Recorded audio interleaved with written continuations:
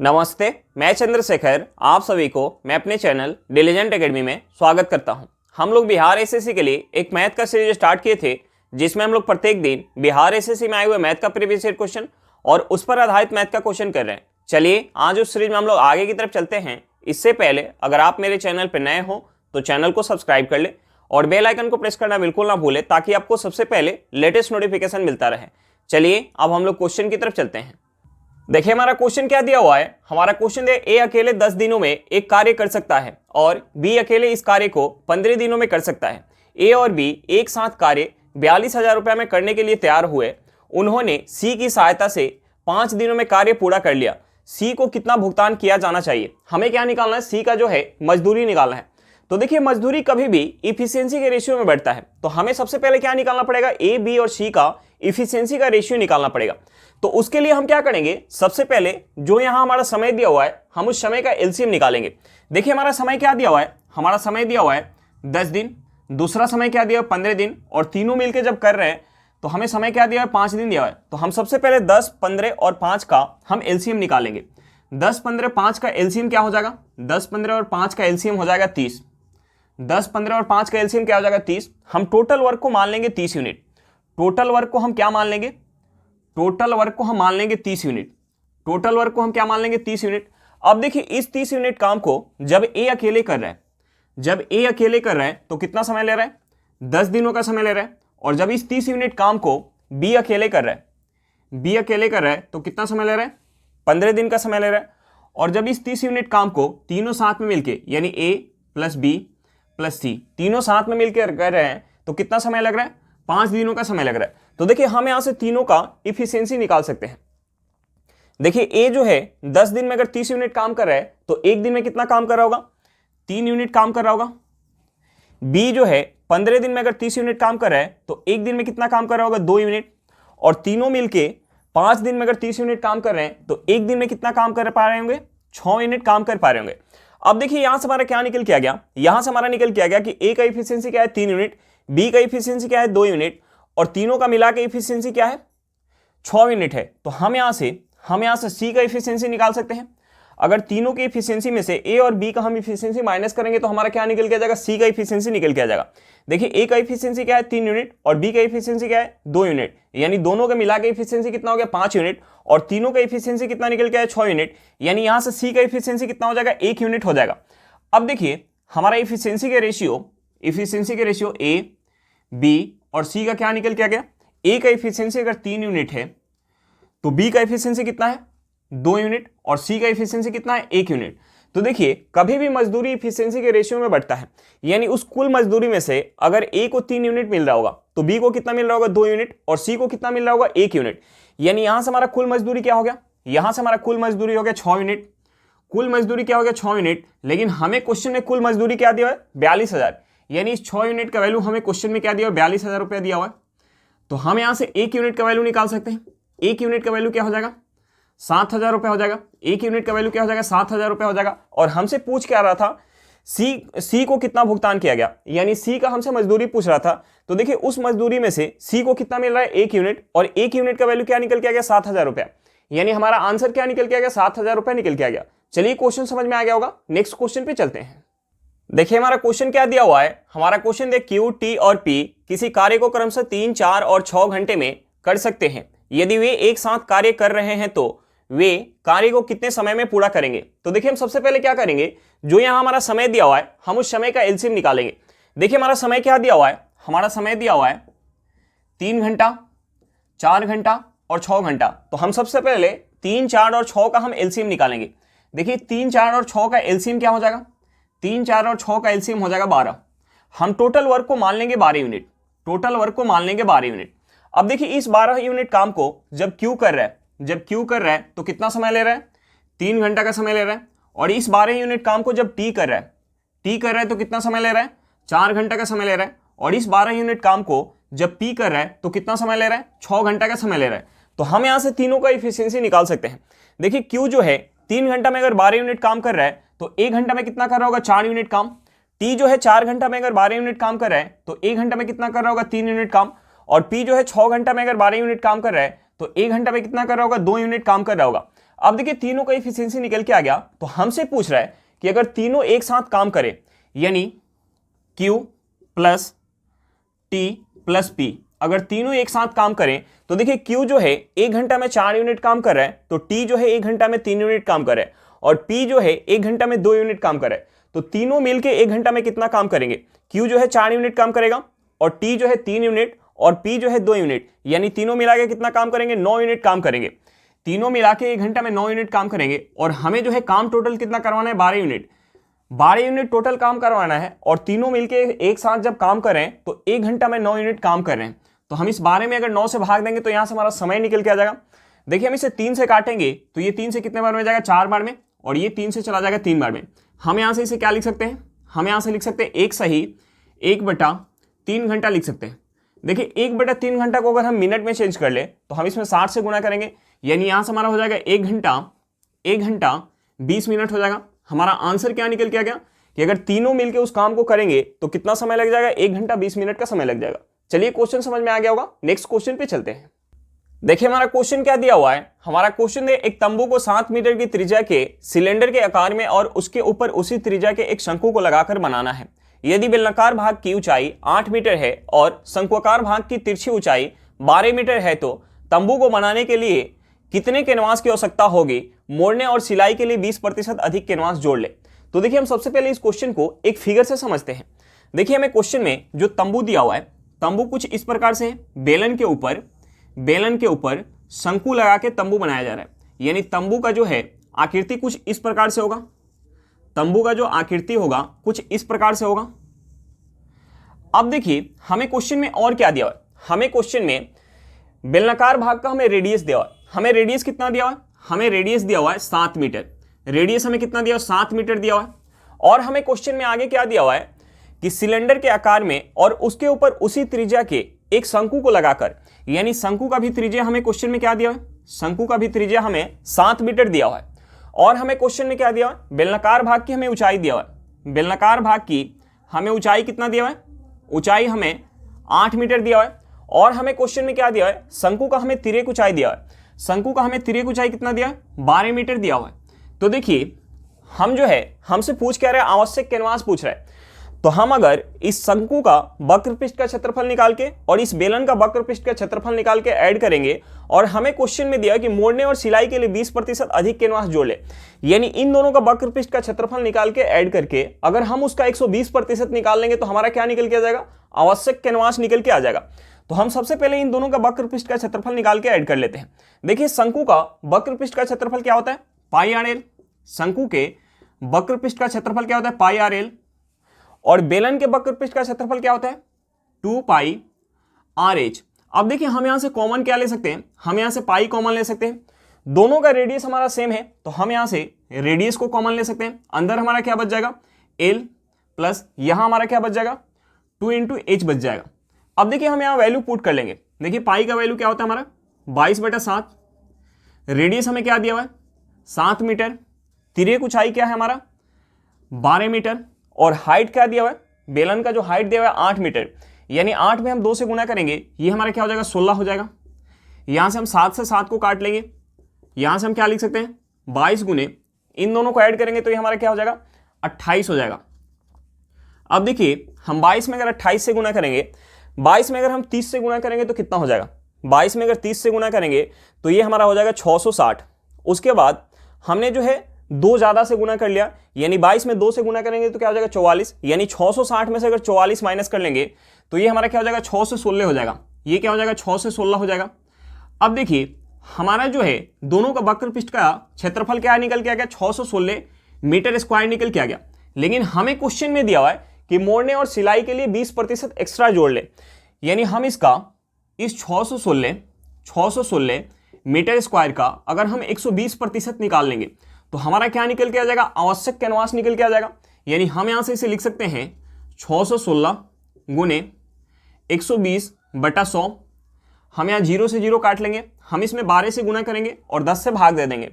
12 से गुना करेंगे तो क्या हो जाएगा? 12 छक 72 के 2, हाथ में 7, 12 7 19, हाथ में 1, 12 छक 72, 1 क्या हो जाएगा हमारा? 73 हो जाएगा।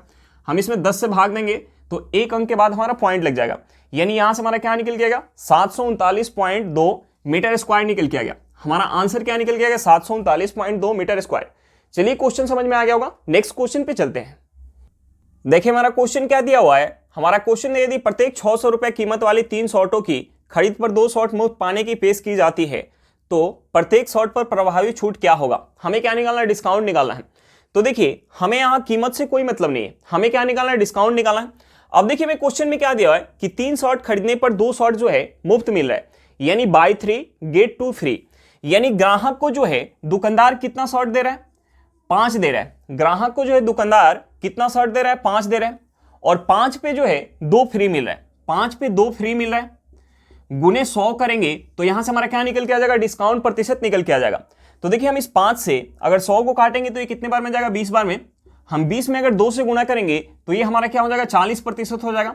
यानी प्रभावी डिस्काउंट हमारा क्या निकल के आ गया, 40% निकल के आ गया। चलिए क्वेश्चन समझ में आ गया होगा, नेक्स्ट क्वेश्चन पे चलते हैं। देखिए हमारा क्वेश्चन क्या दिया हुआ है। हमारा क्वेश्चन है एक चावल व्यापारी 1870 रुपए में 12 क्विंटल चावल खरीदता है, 15% चावल परिवहन में खराब हो जाता है, उसे 20% लाभ प्राप्त करने के लिए कितनी दर पर चावल बेचना चाहिए। देखिए हमें क्वेश्चन में क्या दिया हुआ है, हमें क्वेश्चन में दिया कि 12 क्विंटल चावल खरीदता है और 15% चावल जो है परिवहन में खराब हो गया, यानी शेष चावल कितना बच गया, शेष चावल जो है इस 12 क्विंटल का 85% बच गया। अब देखिए हमसे पूछ रहा है कि इस शेष चावल को वो किस मूल्य पे बेचे ताकि उसे 20% का प्रॉफिट हो। तो देखिए हमने मान लिया कि 100 रुपए प्रति क्विंटल अगर बेचेगा, 100 रुपए प्रति क्विंटल बेचेगा तो उसे जो है 20% का लाभ होगा। देखिए उसका लागत कितना है, 1870 रुपया, यानी बेचने पे उसे कितना प्राप्त होना चाहिए, इस 1870 का 120% उसे प्राप्त होना चाहिए। अब देखिए हम इस इक्वेशन से x का वैल्यू निकाल सकते हैं। हम यहां से 100 से 100 को काट लेंगे, इस 12 से अगर हम 120 को काटेंगे तो ये कितने बार में जाएगा, 10 बार में। उसके बाद हम यहां से अगर 17 से इसे काट ले, ये 17 से कितने बार में जाएगा, 5 बार में। और ये 17 से कितने बार में चला जाएगा, 1 बार में। हाथ में एक 17 एक 0 आ जाएगा। उसके बाद हम इस 5 से अगर हम इस 10 को काट लेंगे तो ये कितने बार में जाएगा, 2 बार में। यानी यहां से हमारा x क्या निकल के आ जाएगा, यहां से हमारा x निकल के आ जाएगा 220 रुपए प्रति क्विंटल। 220 रुपए अगर प्रति क्विंटल अगर चावल बेचेगा, 220 रुपए अगर प्रति क्विंटल चावल बेचेगा तो उसे 20% का प्रॉफिट होगा। हमारा आंसर क्या निकल के आ गया, 220 रुपए प्रति क्विंटल। चलिए क्वेश्चन समझ में आ गया होगा, नेक्स्ट क्वेश्चन पे चलते हैं। देखिए हमारा क्वेश्चन क्या दिया हुआ है। हमारा क्वेश्चन ये 672 किलोमीटर की यात्रा करने के लिए एक एक्सप्रेस ट्रेन राजधानी से 14 घंटे अधिक लेती है। यदि एक्सप्रेस ट्रेन की गति दोगुनी कर दी जाती है तो वह राजधानी की तुलना में 8 घंटे कम समय लेती है। राजधानी की गति क्या है, हमें क्या निकालना है, राजधानी की गति निकालना है। तो देखिए हम सबसे पहले दोनों ट्रेन की स्पीड हम कुछ मान लेते हैं। देखिए हमने मान लिया कि जो राजधानी ट्रेन है उसकी जो स्पीड है वो x किलोमीटर पर घंटा है। और जो एक्सप्रेस ट्रेन है उसकी जो स्पीड है वो y किलोमीटर पर घंटा है, y किलोमीटर पर घंटा है।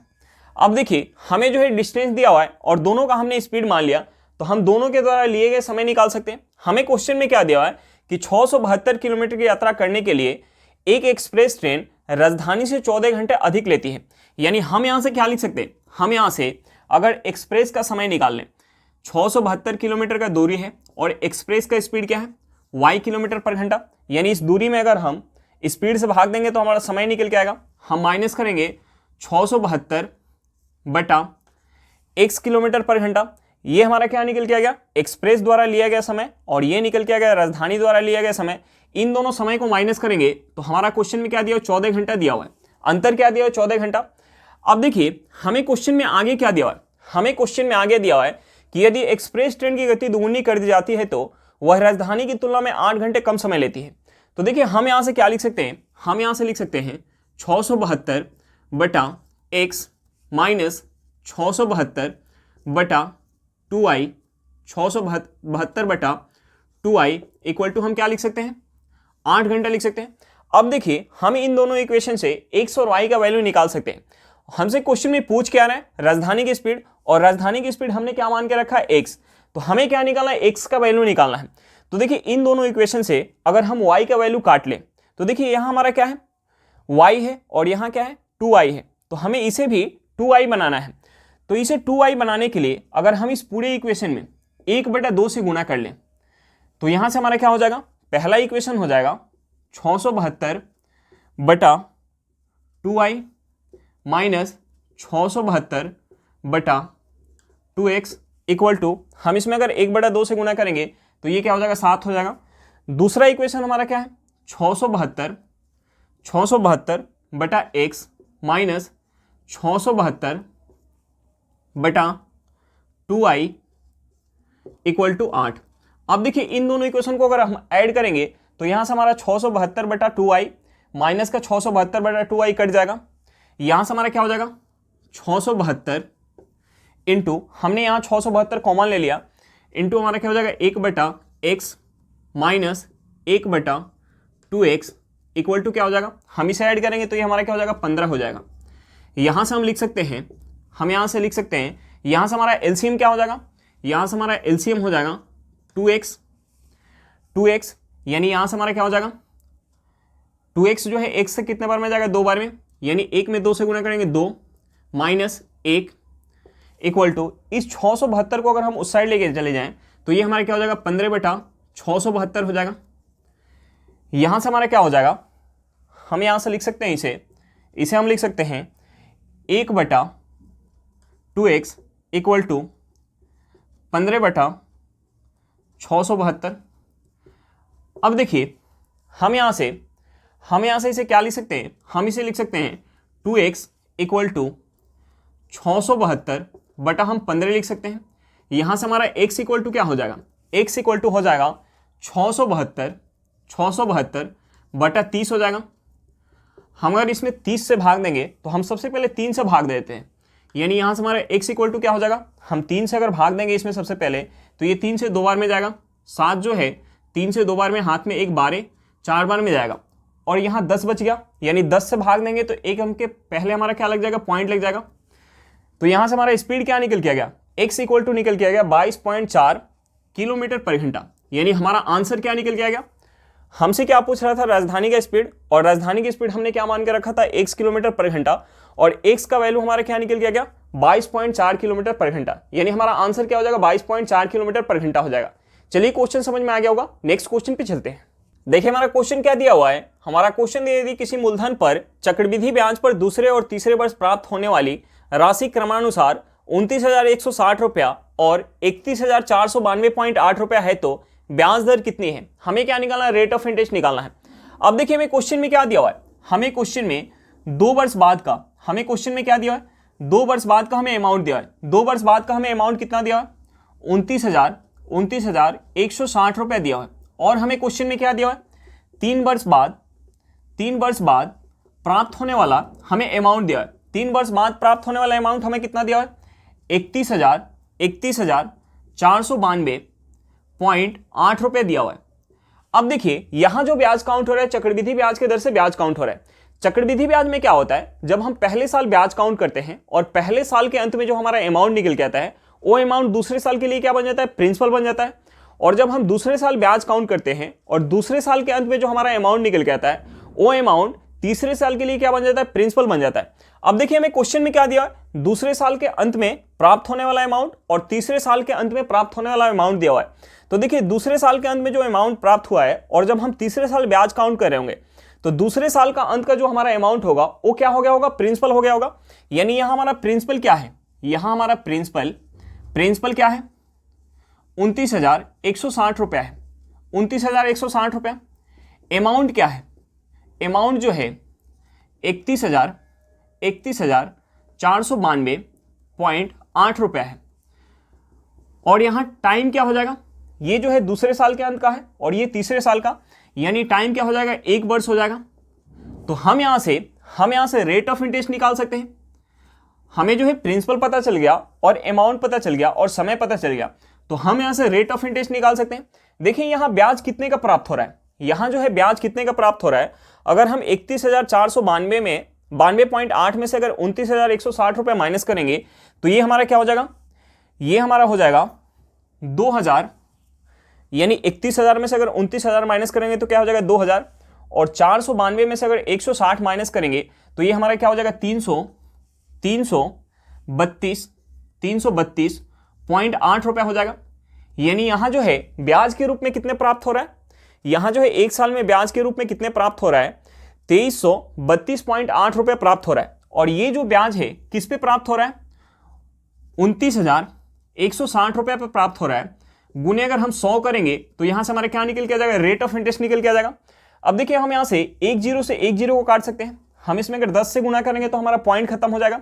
यानी यहां से हमारा क्या हो जाएगा, यहां से हो जाएगा, ये हमारा हो जाएगा 23,328 बटा क्या हो जाएगा हमारा, ये हो जाएगा 2,916 हो जाएगा।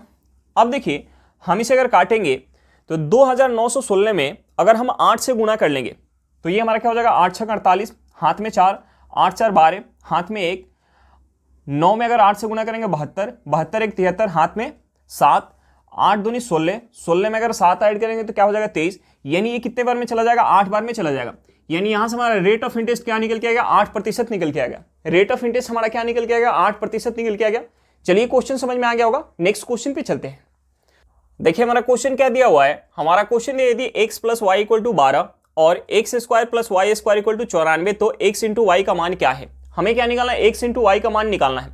अब देखिए हमें क्वेश्चन में क्या दिया हुआ है, हमें क्वेश्चन में दिया हुआ है x + y = हमें क्या दिया, 12 दिया हुआ है। तो हम सबसे पहले क्या करते हैं, इसका हम होल स्क्वायर करते हैं। हम इसका होल स्क्वायर करेंगे तो यहां से हमारा क्या हो जाएगा, x² + y² + 2 × x × y = 12 का स्क्वायर क्या हो जाएगा हमारा, 144 हो जाएगा। अब देखिए हमें जो है क्वेश्चन में और क्या दिया है, x² + y² दिया। तो यहां से हम x² + y² का वैल्यू पुट कर सकते हैं। x² + y² किसके बराबर दिया है, 94 के बराबर। यानी हम यहां 94 पुट करेंगे, प्लस हमारा क्या हो जाएगा 2 × x × y = क्या हो जाएगा, 144 हो जाएगा। अब देखिए इस 94 को अगर हम उस साइड लेके जाएंगे तो प्लस में है तो माइनस में हो जाएगा।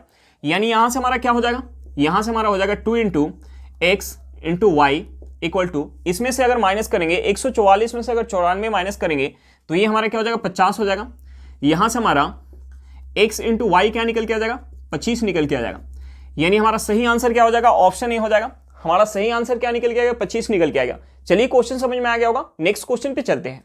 देखिए हमारा क्वेश्चन क्या दिया हुआ है, हमारा क्वेश्चन यदि 3 संख्याओं का अनुपात 1:3:4 है और संख्याओं के योगफल का 2 × 80 है तो संख्याओं के वर्ग का अनुपात ज्ञात करें। हमें क्या निकालना है, संख्याओं के वर्ग का अनुपात निकालना है। अब देखिए हमें क्वेश्चन में क्या दिया हुआ है, हमें क्वेश्चन में संख्याओं का हमें अनुपात दिया हुआ है। हमें क्वेश्चन में संख्याओं का अनुपात क्या दिया हुआ है, हमें संख्याओं का अनुपात दिया हुआ है 1:3:4 दिया हुआ है। तो हमसे पूछ क्या रहा है, हमसे पूछ रहा है इन संख्या के वर्ग का हमसे अनुपात पूछ रहा है। तो देखिए वर्ग का अनुपात क्या हो जाएगा, अगर हम इस अनुपात का अगर वर्ग कर देंगे तो हमारा क्या निकल के आ जाएगा, वर्ग का अनुपात निकल के आ जाएगा। यानी वर्ग का अनुपात क्या हो जाएगा, 1 का अगर हम स्क्वायर करेंगे तो 1 हो जाएगा, 3 का स्क्वायर क्या हो जाएगा, 9 हो जाएगा, और 4 का स्क्वायर क्या हो जाएगा, 16 हो जाएगा। यानी वर्गों का हमारा अनुपात क्या निकल के आ गया, 1:9:16 निकल के आ गया। अब देखिए अगर ऐसे ना समझ में आ रहा हो तो हम एक बार निकाल के भी दिखा देते हैं, तीनों संख्या निकाल के और वहां वर्ग निकाल के हम वहां रेशियो निकाल के दिखा देते हैं। तो देखिए हम तीनों संख्या कैसे निकाल सकते हैं, हमें जो है तीनों संख्या का रेशियो दिया हुआ है तो हम यहां से तीनों संख्या मान सकते हैं। देखिए हमने मान लिया कि एक संख्या हमारी 1x है, दूसरी संख्या जो है वो 3x है और तीसरी संख्या क्या है, 4x है। हमें क्वेश्चन में क्या दिया हुआ है कि संख्या के योगफल का 2 × 80 है तो संख्या का योगफल क्या हो जाएगा, 40 हो जाएगा। यानी हम यहां से अगर योगफल निकालेंगे तो ये हमारा क्या हो जाएगा, हम इसे ऐड करेंगे तो ये हमारा हो जाएगा 8x = किसके बराबर हो जाएगा, 40 के बराबर। यहां से हमारा x क्या निकल के आ जाएगा, 5 निकल के आ जाएगा। अब देखिए x का वैल्यू निकल के आ गया तो हम तीनों संख्या निकाल सकते हैं। यानी तीनों संख्या हमारा क्या हो जाएगा, x का वैल्यू 5 है तो 1x क्या हो जाएगा, 5 हो जाएगा, 3x क्या हो जाएगा, 15 हो जाएगा, और 4x क्या हो जाएगा, 20 हो जाएगा। अब देखिए तीनों संख्या हमें पता चल गया तो हम यहां से तीनों संख्या के वर्ग का हम अनुपात निकाल सकते हैं। यानी हम यहां अगर 5 का वर्ग करेंगे तो क्या हो जाएगा, 5 × 5 हो जाएगा, 15 का वर्ग क्या हो जाएगा, 15 × 15 हो जाएगा, 20 का वर्ग क्या हो जाएगा, 20 × 20 हो जाएगा। अब देखिए 5 से 15 को काटेंगे 3 बार में जाएगा, 20 जो है 5 से 4 बार में जाएगा। इस 5 से 15 को काटेंगे 3 बार में, 20 कितने बार में जाएगा, 4 बार में। यहां से हमारा रेशियो क्या हो जाएगा, 1:9:16 हो जाएगा। यानी यहां से भी हमारा रेशियो क्या निकल के आ गया, 1:9:16 निकल के आ गया। तो देखिए हमें कभी भी अगर संख्या का रेशियो दिया हो और संख्या का वर्ग का रेशियो पूछ रहा हो तो हम उस रेशियो का डायरेक्ट वर्ग कर देंगे। तो हमारा आंसर निकल के आ जाएगा। चलिए क्वेश्चन समझ में आ गया होगा, नेक्स्ट क्वेश्चन पे चलते हैं। देखिए एक हमारा बोर्ड मास के ऊपर आधारित सिंप्लीफिकेशन दिया हुआ है। हम बोर्ड मास में सबसे पहले ब्रैकेट अंदर का काम करते हैं, उसके बाद हम ऑफ का काम करते हैं, उसके बाद हम डिवाइड का काम करते हैं। तो देखिए हम यहां सबसे पहले ब्रैकेट अंदर का काम करेंगे। हम यहां से लिख सकते हैं 7/10 भागे ये हमारा क्या है 7/5 ऑफ, हम यहां ब्रैकेट के अंदर का काम करेंगे। ये हमारा क्या है 21/10 प्लस क्या है 13/5। तो देखिए हम इस 5 को भी 10 बना लेते हैं। 5 को 10 बनाने के लिए हमें 2 से गुना करना पड़ेगा। अगर हम नीचे 2 से गुना करेंगे तो हमें ऊपर भी 2 से गुना करना पड़ेगा, यानी ये हमारा क्या हो जाएगा 26/10 हो जाएगा। 26/10 प्लस का हमारा क्या है 21/10, यानी ये हमारा क्या हो जाएगा 47/10 हो जाएगा। 47/10 हो जाएगा। अब देखिए यहां हमारा क्या है 1/10 गुने क्या है 10/47, यानी हम यहां से 10 से 10 को काट सकते हैं। ये हमारा क्या हो जाएगा 1/47 माइनस क्या हो जाएगा 6/47 हो जाएगा। अब देखिए हम यहां से इसे लिख सकते हैं 7/10 भागे, हम यहां जो है भाग से पहले ऑफ का काम करेंगे। ये हो जाएगा 7 गुने 47 बटा हमारा क्या हो जाएगा बटा हो जाएगा 5 गुने 10 हो जाएगा, प्लस हम यहां अगर माइनस करेंगे 1/47 में से माइनस करेंगे 6/47, तो ये हमारा क्या हो जाएगा -5/47 हो जाएगा। 5/47 हो जाएगा। अब देखिए हम यहां से इसे लिख सकते हैं 7/10, अगर भाग में है तो हम इसे गुना में चेंज करेंगे तो ये हमारा चेंज हो जाएगा, यानी नीचे से ऊपर चला जाएगा। ये हो जाएगा 5 गुने 10 बटा क्या हो जाएगा 7 गुने 47 हो जाएगा, प्लस क्या हो जाएगा हम यहाँ जो है माइनस बाहर लेके आ जाएंगे तो ये हमारा क्या हो जाएगा माइनस हो जाएगा, -5/47 हो जाएगा। अब देखिए हम यहाँ से 10 से 10 काट सकते हैं, हम यहाँ 7 से 7 काट सकते हैं। यहाँ हमारा क्या हो जाएगा 5/47 माइनस हमारा क्या हो जाएगा 5/47, यानी यहां से हमारा आंसर क्या निकल के आ गया 0 निकल के आ गया। हमारा आंसर क्या निकल के आ गया 0 निकल के आ गया। चलिए क्वेश्चन समझ में आ गया होगा। आज के लिए इतना ही, फिर मिलते हैं नेक्स्ट क्लास में। अगर क्लास अच्छा लगे तो क्लास को लाइक करिएगा, अगर आप मेरे चैनल पर नए हो तो चैनल को सब्सक्राइब करिएगा और क्लास को अपने दोस्तों के साथ शेयर करना बिल्कुल मत भूलिएगा। चलिए बाय बाय।